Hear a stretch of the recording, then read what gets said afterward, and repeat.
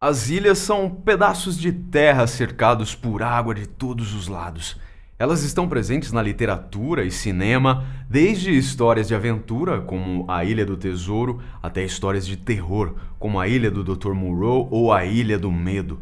Agora, pense em uma pequena e linda ilha asiática, cuja economia dos 5.000 habitantes, entre moradores e trabalhadores temporários, basicamente explora o turismo de mergulho e que, por isso mesmo, recebe constantemente estrangeiros interessados em aventuras marítimas. Essa é a paradisíaca Koh Tao, na Tailândia, cujo nome significa Ilha da Tartaruga, por causa do seu formato.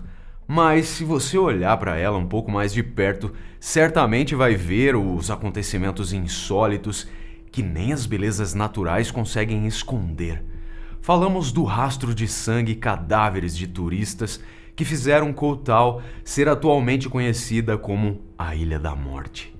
Eu sou o Marco, sejam todos muito bem-vindos. Se gostar do conteúdo, colabore com o canal clicando em gostei, isso é super importante para aumentar o alcance do vídeo aqui dentro da plataforma. Deixa o vídeo tocando também até o final, hein? Dá essa moral aí pra gente. Fechado? Recados dados, vamos aos fatos.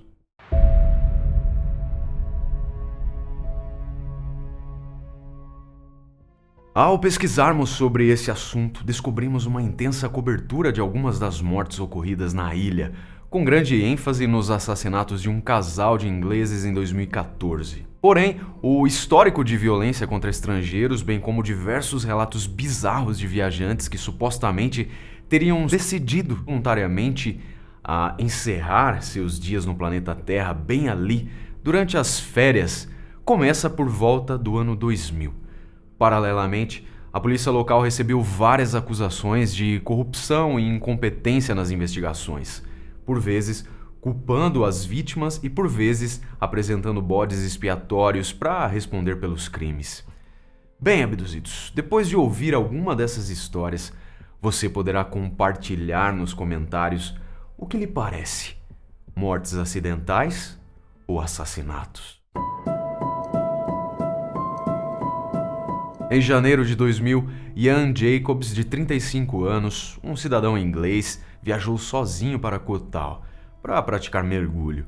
Depois de 2 semanas, em 15 de janeiro, ele estava morto e seu corpo foi prontamente cremado em Bangkok, a 403 quilômetros da ilha. O relatório policial afirmou que seu corpo estava caído em uma trilha não muito longe do seu bangalô. Ele estava com o pescoço quebrado, alegadamente como consequência de ele ter tropeçado no cano de um poço de concreto que estava ali em construção. Testemunhas apresentaram versões um pouco diferentes dessa história ao amigo de Ian, que viajou para Koh Tao para investigar esse acontecimento. Esse cara chegou a ver o local da morte de Ian, porém não pôde fotografá-lo, pois o tal poço foi rapidamente demolido. 2 circunstâncias adicionais põem em dúvida a hipótese de morte acidental.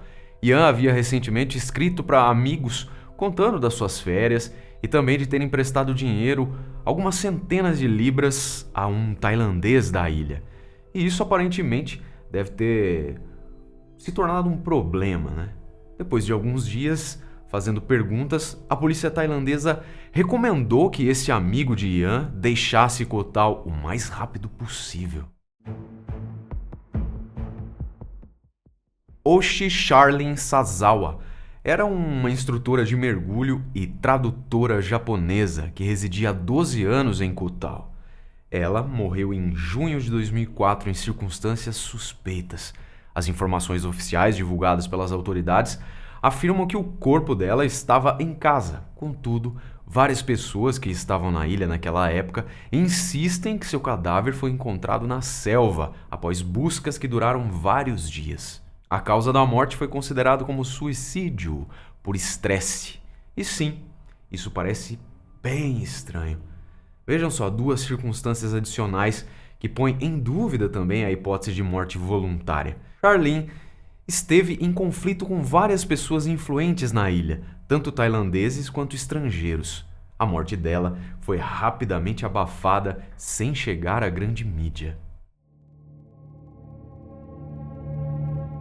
Outro britânico, Ben Harrington, de 32 anos, morreu na ilha em 2012, depois que sua moto aparentemente se chocou contra um poste elétrico. A senhora Patty Harrington não aceitou a explicação da polícia tailandesa e afirmou que foi absurdamente difícil se comunicar com as autoridades da ilha e impedi-los de cremarem o corpo de seu filho no dia seguinte à morte. Segundo ela, foi necessário gritar ao telefone para impedir que isso acontecesse. E por fim, um amigo da família que trabalhava para o Ministério do Interior ajudou a mulher com os trâmites legais. Bem bizarro, né? Ainda sabemos que Mark, o irmão de Ben, viajou para a Tailândia para levar o seu corpo para a Inglaterra e que foi cobrado dele o valor de 500 euros pelo armazenamento do corpo de Ben durante uma semana. Porém, Patty Harrington, a mãe, explicou que geralmente a taxa é de 10 euros por dia. As circunstâncias nebulosas envolvendo essa morte levaram Pat, em 15 de dezembro de 2017, encabeçando um grupo de mães, a iniciar uma petição para o governo inglês investigar rigorosamente as mortes de cidadãos britânicos na Tailândia. Para ela e outros familiares de vítimas, a decisão de rapidamente cremar os cadáveres e impedir o traslado para seus países de origem é uma estratégia de acobertamento de provas criminais. E dá para desconfiar mesmo, né? O caso mais midiático foi dos britânicos Hannah Whiteridge, de 23 anos, e David Mile, de 24, que foram assassinados em 15 de setembro de 2014 no trajeto feito a pé de um bar da praia até o hotel, depois da 1 da madrugada. Essa região da orla está repleta de restaurantes, hotéis e pousadas, com grande circulação até de pessoas, onde a maior parte dos estabelecimentos comerciais ligados ao turismo é gerido por expatriados. Hannah e David se conheceram no local de sua hospedagem e pareciam se divertir saudavelmente como muitos outros turistas. "Nunca estive mais feliz do que aqui", disse David no seu último telefonema para casa. Os corpos dos dois foram encontrados às 4 da madrugada, vítimas de grave espancamento na cabeça. E Hannah também sofreu abusos sexuais. Dentro da longa lista de vidas perdidas em Koh Tao, estas mortes foram obviamente consideradas como homicídio e levaram então a polícia a uma investigação rápida, dado o medo generalizado que se espalhou ali entre os turistas que estavam de férias. Sabemos também que o corpo do rapaz foi encontrado boiando na água e a autópsia confirmou que havia água nos seus pulmões e a moça na areia, não mais do que 30 metros de distância do hotel Ocean View Bungalows, onde estavam hospedados. Uma enxada e um taco de madeira com vestígios de sangue foram encontrados perto dos corpos e naturalmente foram considerados como armas do crime. A perícia também recolheu e analisou 3 pontas de cigarro e um preservativo usado. Hannah e David estavam parcialmente despidos e suas roupas foram encontradas nas proximidades. Pelo risco de a maré alta levar os corpos, a polícia logo os moveu, o que não é desejável, por alterar assim a cena do crime. Moradores locais bloquearam o cais da ilha para evitar que os assassinos fugissem, mas a brutalidade da cena do crime, amplamente registrada em fotos, obrigou desde o início os investigadores a trabalharem agressivamente. Por isso, trabalhadores estrangeiros e turistas ocidentais relacionados com as vítimas estiveram na mira da polícia. Imagens de estabelecimentos próximos ao local do crime foram recolhidas e examinadas. E em dezembro de 2015, o tribunal tailandês acusou 2 birmaneses, Zhao Lin e Wai Pyo, de terem cometido esse crime, sendo ambos, por fim, condenados à pena de morte. Os homens, detidos 2 semanas após as vítimas serem encontradas, inicialmente admitiram a autoria do crime. Porém, todavia, contudo, posteriormente, se retrataram e alegaram que confessaram sob tortura. Se isso foi verdade, então Zhao e Wai foram os bodes expiatórios utilizados para acobertar os criminosos, que pertenceriam a uma rica e influente família tailandesa, como alguns afirmam de forma velada. Irregularidades ocorreram durante as investigações, desde a ausência de intérpretes, pois os dois eram birmaneses, até a afirmação que o celular de Hannah estaria na casa de um dos suspeitos, quando na verdade o aparelho tinha sido entregue à polícia por um amigo da vítima. Os detetives também forçaram os acusados a reencenar os assassinatos na frente dos jornalistas, uma atitude condenada por especialistas jurídicos, pois isso sempre faz a balança da justiça pesar contra o suspeito. Posteriormente, um advogado consular de Mianmar passou a representar os rapazes, que na época estavam com 22 anos e viviam ilegalmente na Tailândia. A Comissão Nacional de Direitos Humanos da Tailândia tentou investigar as acusações de torturas aplicadas em Zau e Vai, mas os representantes da polícia não compareceram em 4 reuniões agendadas. Um relatório, então, policial de 900 páginas foi produzido para orientar o caso da acusação. Porém, a defesa não foi autorizada a ver o relatório até o início do julgamento. Em dezembro de 2014, os suspeitos foram indiciados por 5 acusações: homicídio premeditado, assassinato para ocultar um crime, estupro, entrada ilegal na Tailândia e permanência no país sem permissão. Vai Pyo também foi acusado de roubar o telefone de Hana. O julgamento de 18 dias começou em 8 de julho de 2015. Ele contou com a presença do Escritório de Relações Exteriores e Desenvolvimento do Reino Unido. A acusação se concentrava basicamente nas descobertas da polícia e do médico legista, com ênfase nas evidências de DNA. Argumentou-se que David foi golpeado e morto primeiro com o uso de uma enxada. Depois, Hana ficou inconsciente ao ser atingida com a mesma ferramenta.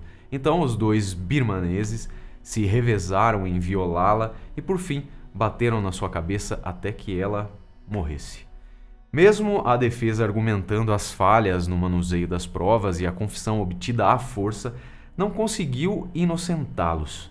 Supostamente, as imagens gravadas do casal caminhando não eram do momento do crime. De todas as maneiras, ninguém da população local se prontificou a testemunhar sobre o caso, temendo, claro, retaliações. O chefe do Instituto Central de Ciência Forense do país descobriu que o DNA na enxada não combinava com os réus e que a técnica utilizada para extrair as amostras não era muito ortodoxa. Mas a defesa pareceu um pouco insegura em chamar especialistas estrangeiros, uma vez que isso poderia dar ensejo a considerar o sistema de justiça tailandês incompetente, por consequência, posicionar os juízes contra os réus.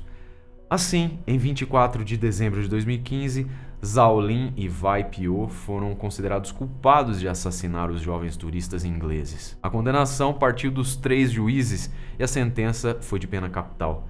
Nakhon Chopunchat, advogado de defesa, fez sem sucesso tentativas em 2017 de recorrer da sentença ao Supremo Tribunal. A sentença foi ratificada em agosto de 2019 pela Suprema Corte da Tailândia. No entanto, as sentenças de morte finalmente foram comutadas para a prisão perpétua em 14 de agosto de 2020 por um decreto real, em comemoração do aniversário de Maha Vajiralongkorn, rei da Tailândia. Muitas dúvidas foram levantadas pela mídia e por organizações de direitos humanos em relação a este processo. O resumo da ópera, meus caros abduzidos, publicado no Bangkok Post, foi: praticamente ninguém acredita que Zau Lin e Vai Pyo realmente assassinaram brutalmente turistas ingleses. Na mídia tailandesa de todos os tipos, o consenso é que eles são bodes expiatórios. Caraca, bem sinistro tudo isso, né? 10 dias depois de desaparecer em Koh Tao, o corpo do turista suíço Hans-Peter Suter, de 44 anos, foi encontrado em uma praia em 18 de novembro de 2014. O laudo cadavérico informou que ele estava morto há cerca de 10 dias, ou seja, sua morte tinha acontecido logo quando ele saiu para mergulhar sozinho. Só para constar, ele era um mergulhador experiente que inexplicavelmente perdeu a vida afogado ao mergulhar sozinho.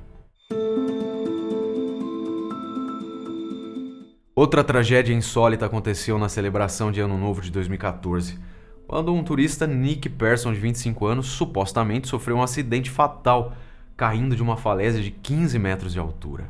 Seu corpo foi encontrado flutuando no mar e seu atestado de óbito registrou afogamento. Ele, que também era britânico, estava na ilha com sua família e seus pais estiveram do lado de Nick nas comemorações da virada de ano. E pouco depois, eles se dirigiram para seus respectivos quartos. Na manhã seguinte, dia 1º de janeiro de 2014, Como o rapaz não atendeu a porta, o seu quarto foi aberto e seu desaparecimento reportado. A polícia não procedeu a nenhuma investigação, sumariamente concluindo que a queda foi voluntária ou um infeliz acidente. Apesar de Tracy, a mãe de Nick, ter certeza de uma ação criminosa, os investigadores rejeitaram essa teoria. Duas informações adicionais põem em dúvida a hipótese de morte acidental ou voluntária. Ele não tinha nenhum osso quebrado, que ocorreria em caso de queda. O patologista Dr. Michael Biggs disse que havia muitos ferimentos no corpo de Nick, incluindo cabeça, membros e rosto, mas a maioria deles estariam presentes antes de sua morte. Então, não se poderia descartar a possibilidade de Nick ter sido atacado.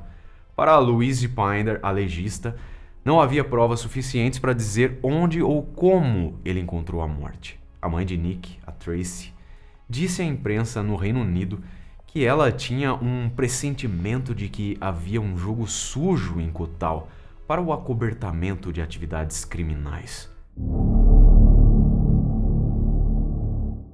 Exatamente um ano depois, na noite de Ano Novo de 2015, um viajante francês de 29 anos chamado Dimitri Povse foi encontrado enforcado no bangalô que ocupava. Automaticamente, o parecer dos policiais foi que ele havia se matado. Mas alguns detalhes da cena do crime, comentados pelo professor de criminologia Sharkanet Surimane, o levaram a duvidar dessa teoria de morte voluntária. Dimitri estava bêbado antes de ir para o quarto, a ponto de não conseguir se controlar. Ou seja, impossível ele, nesse estado aí de embriaguez, amarrar as mãos nas costas e articular o próprio enforcamento. Dimitri tinha hematomas nos braços e no pescoço. Havia diversos pedaços diferentes de corda, bem inconsistentes com a tese do enforcamento. As investigações se apegaram a um suposto bilhete suicida deixado no local e ao fato de que o laço das mãos parecia frouxo o suficiente para Dimitri ter amarrado os seus próprios pulsos. Porém, o que pensar do depoimento de uma amiga do rapaz, que alegou ter recebido 2 chamadas telefônicas dele naquela noite? A moça disse estar dormindo no momento dos telefonemas e apenas ter visto essas chamadas perdidas na manhã seguinte. E vale lembrar aqui que muitas pessoas telefonam aos seus amigos à noite de Réveillon, né? Para desejar um feliz ano novo. Então, não nos parece uma atitude incomum ou digna de nota que pudesse, por isso, ser associada a um comportamento depressivo ou autodestrutivo. Dias depois, ainda no mês de janeiro de 2015, Christina Annesley, de 25 anos, morreu após chegar em Kotal. Ela era inglesa e foi encontrada sem vida no bangalô, após uma suposta combinação fatal de bebidas alcoólicas e antibióticos. Os medicamentos eram prescritos por seu médico e combatiam uma infecção pulmonar. Os pais de Christina criticaram as autoridades tailandesas por não investigarem devidamente a morte dela. Segundo Boyne, o pai, não foram realizados exames toxicológicos para comprovar a hipótese da morte acidental. Ele ainda disse na época: "Não sabemos como ou por que ela morreu. Ela tinha medicação para uma infecção pulmonar e estava bebendo. Ok, mas a polícia tailandesa não investigou se a combinação foi suficiente para matá-la." Nesse caso, falou-se também sobre um homem em atitudes suspeitas, capturado por imagens das câmeras de segurança do hotel, que poderia de alguma maneira estar envolvido na morte da inglesa, ou eventualmente ser uma testemunha do que realmente ocorreu. Mas, como essa teoria aí não ganhou força entre os investigadores, o caso foi encerrado o mais rapidamente possível, sem envolver terceiros. A culpa, assim, recaiu sobre a vítima. Em 6 de janeiro de 2016, outro britânico, Luke Miller, de 26 anos, que estava de férias na ilha em companhia de 2 amigos, James e Nicola Gissing. Ele foi encontrado sem vida, boiando na piscina de um hotel. Pelas autoridades locais, após sua autópsia, ele foi considerado como apenas mais uma vítima de afogamento e nenhum sinal de crime foi identificado. Alegadamente, Luke morreu depois de atingir por azar a prancha de saltos, ou trampolim, da qual ele estava pulando. Essa versão aí fica difícil de conciliar com os hematomas suspeitos encontrados nos ombros de Luke, que correspondiam ao tamanho de mãos humanas e poderiam indicar uma agressão com o objetivo de submergir a sua cabeça e afogá-lo. Dias antes de morrer, o inglês havia postado nas suas redes sociais que estava vivendo um sonho ao usufruir de férias de final de ano, um lugar tão extraordinário. No entanto, familiares de Luke afirmaram em entrevista à rede londrina BBC que não confiavam nas declarações da polícia tailandesa, pois eles haviam tomado conhecimento de diversas versões diferentes do que poderia ter acontecido. Isso levou claramente a família Miller a acusar a polícia tailandesa de encobrir o assassinato disfarçado de morte acidental. E aí, estão ficando com vontade de visitar a Koh Tao? Mesmo as pessoas mais otimistas e descrentes das teorias de conspiração devem permanecer atentas e desconfiadas em relação a Koh Tao. A próxima história insólita ocorreu em 16 de fevereiro de 2015 com uma jovem russa, Valentina Novosianova, de 23 anos. Uma turista que fez o check-in no albergue que se hospedou no dia 11 e tinha a estadia reservada até o dia 16 do 2. Contudo, ela desapareceu nesse meio tempo. Quando ela não fez o check-out na data prevista, os funcionários abriram o quarto dela e ali encontraram seus pertences, incluindo o celular, o passaporte e a câmera fotográfica da moça. Como muitos outros, Valentina estava visitando a ilha para praticar mergulho livre, uma atividade famosa entre os visitantes da Tailândia. O chefe de polícia, Apchart Busrinhot, designou equipes para verificar todas as câmeras de vigilância ao redor do albergue e em outros locais da ilha, para assim tentar descobrir o que a russa estava fazendo antes de desaparecer misteriosamente. Assim, localizou-se o último vídeo conhecido de Valentina, que a mostrou caminhando até a baía de Chalok Rinkhal e nunca mais voltando. A polícia concluiu que ela queria quebrar um recorde de profundidade de mergulho e que teria morrido tentando, apesar de que isso seria bastante inconsistente com as regras de mergulho seguro, nunca sozinho, e com o fato de seu corpo jamais ter sido encontrado. O caso de Elise Dalemange, de 30 anos, uma turista belga que igualmente perdeu sua vida em Koh Tao, foi um dos que ganhou muita projeção na mídia. Ela estava longe de seu país há quase 2 anos e meio, e durante esse período ela havia percorrido a Austrália e Índia e outros países da Ásia, chegando, por fim, na Tailândia. Em todos os relatos se menciona que Elise viveu bastante tempo em uma comunidade religiosa que era considerada por muitos como um culto, liderado por um yogi, autoproclamado guru. Mas ela parecia ser uma pessoa centrada e feliz e já estava na reta final dessa jornada de aventuras, tanto que no dia 17 de abril ela conversou por telefone com sua mãe e informou a mulher que logo retornaria para a Bélgica. Porém, alguns fatos foram bem incomuns, como por exemplo, ela ter usado um nome falso para se hospedar em um bangalô de Koh Tao, e isso enquanto ela viajava pela ilha em uma balsa que deveria levá-la até a capital Bangkok. Na sequência, um incêndio inexplicável naquela noite queimou 3 cabanas de bambu do resort onde ela estava, incluindo o bangalô em que Elise se hospedava. Sabemos que por causa disso, ela fugiu do local e caminhou 2,5 km pela mata até o outro hotel, onde ela entrou com a perspectiva de permanecer até o dia 24 de abril, dia da sua nova passagem para Bangkok. Estes planos foram frustrados, pois Elise desapareceu. Em 27 de abril, seu corpo foi encontrado no meio da floresta. Na verdade, alguns moradores próximos do local perceberam uma movimentação incomum de lagartos indo e voltando da mata. Assim, policiais foram chamados e as suspeitas de existir ali um cadáver se confirmaram. Elise foi encontrada enforcada e parcialmente comida por lagartos na floresta, 10 dias depois de ela dizer que iria voltar para a Bélgica. As autoridades acreditaram em suicídio, versão esta totalmente fora de cogitação para a família da moça.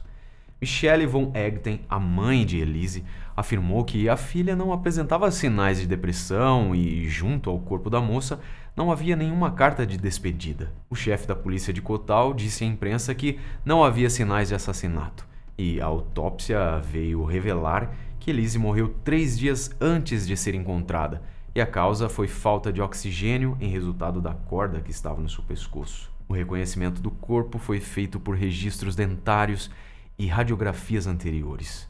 As malas de Elise misteriosamente foram carregadas na balsa que ela deveria pegar naquele dia 24. Bernie Groth é a 10ª vítima de nossa listagem de mortes em circunstâncias misteriosas na ilha. O homem de nacionalidade alemã, com 47 anos de idade, foi encontrado morto em sua casa, no coração da selva, em 17 de junho de 2018. Ele originalmente se mudou para a Tailândia no final da década de 90 e partiu em 2016 depois de ficar frustrado com a corrupção e hostilidade contra proprietários de empresas estrangeiras. Assim, ele migrou para uma ilha vizinha e prosseguiu trabalhando até retornar em março de 2018 para organizar coisas que havia deixado em Kotal.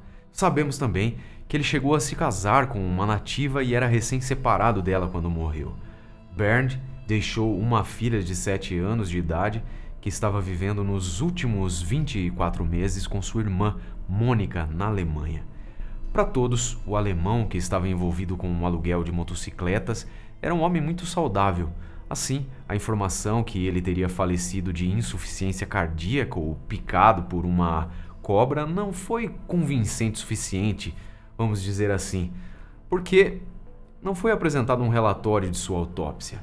Ou seja, mais uma morte sobre a qual amigos e familiares acreditam existir algo mais sinistro do que uma fatalidade qualquer. Inclusive, contra a vontade da família de Bernd, seu corpo foi enviado para o mesmo hospital de Bangkok que realizou os relatórios dos 2 britânicos assassinados na ilha lá em 2014.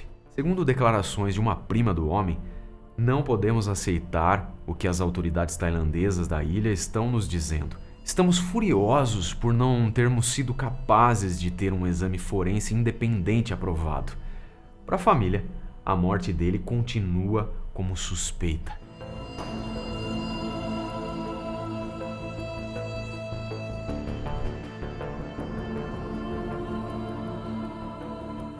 Ao mesmo tempo que familiares, amigos ou apenas curiosos investigam e divulgam a extensa lista de vítimas da Ilha da Morte, o governo tailandês se esforça em esconder os números e lançar uma cortina de fumaça sobre a violência de Kotal, de modo que a indústria turística não seja prejudicada. E só para concluir, vamos deixar aqui registrado que matar pessoas em Kotal não é particularmente difícil. Porém, a eliminação das vítimas é um desafio pelo fato de a ilha ser pequena. Assim, existe sempre a probabilidade dos cadáveres serem descobertos se forem deixados na região da selva. E no caso de corpos jogados no oceano, a tendência é que eles retornem para a terra em algum lugar.